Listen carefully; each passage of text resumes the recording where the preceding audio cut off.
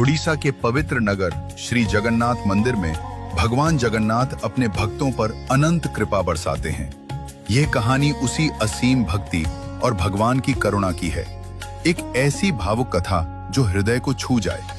पुरी के पास एक छोटे से गांव में माधव नाम का एक गरीब ब्राह्मण रहता था। उसके पास धन दौलत कुछ भी नहीं था, लेकिन उसके पास था तो केवल एक चीज, भगवान जगन्नाथ के प्रति अटूट प्रेम और विश्वास।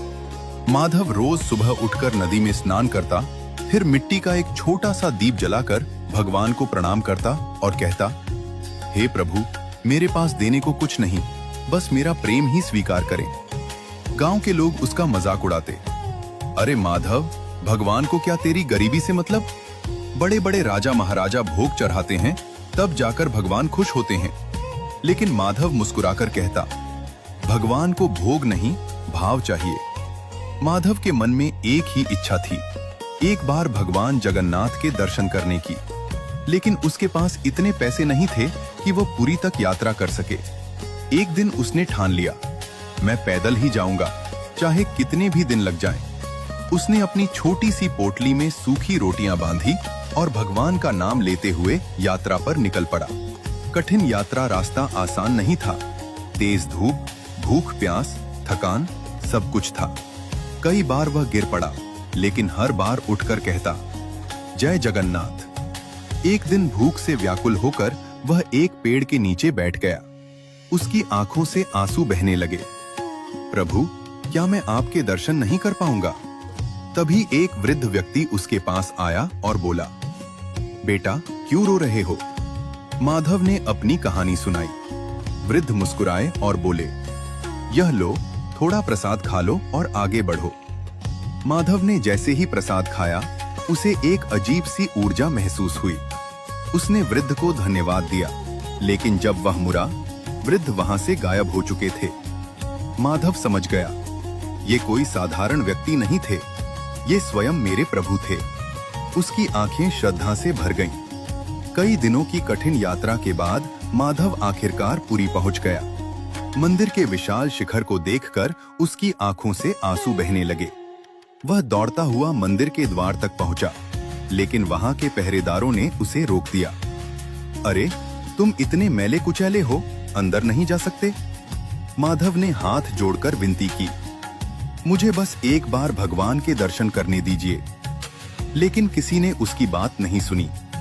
टूटता हुआ दिल माधव मंदिर के बाहर बैठ गया और रोने लगा। प्रभु, मैं इतने दूर से आया, क्या आप मुझे दर्शन नहीं देंगे? उसका दिल टूट चुका था।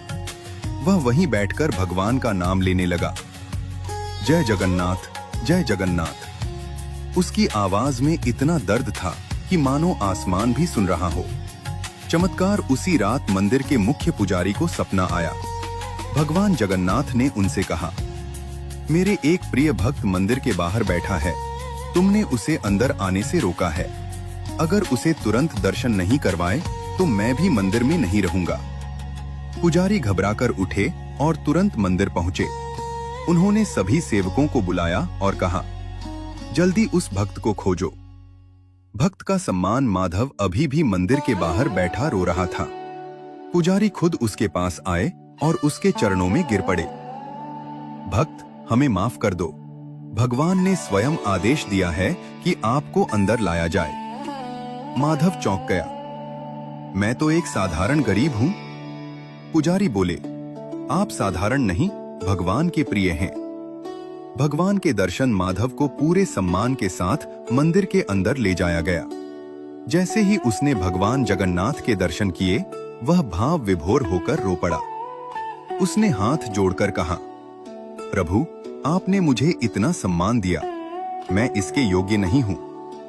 तभी उसे ऐसा लगा जैसे भगवान मुस्कुरा रहे हों और कह रहे हों, माधव, मुझे तेरे धन से नहीं, तेरे प्रेम से मतलब है।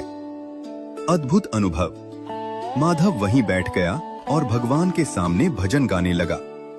उसकी आवाज में इतनी भक्ति थी कि पूरा मंदिर गूंज उठा। लोग दूर दूर से उसे देखने आने लगे। सबके मन में एक ही भावना थी, सच्ची भक्ति कैसी होती है, आज हमने देख ली। कहानी का संदेश। कुछ दिनों बाद माधव अपने गांव लौट गया। लेकिन अब वह वही गरीब ब्राह्मण नहीं था, वह भगवान का प्रिय भक्त बन चुका था। गांव वालों ने उससे पूछा, क्या सच में भगवान ने तुम्हारी सुनी? माधव मुस्कुराया और बोला, भगवान हमेशा सुनते हैं, बस हमें सच्चे दिल से पुकारना आना चाहिए। यह कहानी हमें सिखाती है कि भगवान को बड़े भोग, धन दौलत या दिखावे से कोई मतलब नहीं होता। उन्हें चाहिए तो केवल सच्चा प्रेम और श्रद्धा। जब कोई भक्त पूरी सच्चाई और विश्वास से भगवान को पुकारता है, तो भगवान स्वयं उसके पास चले आते हैं।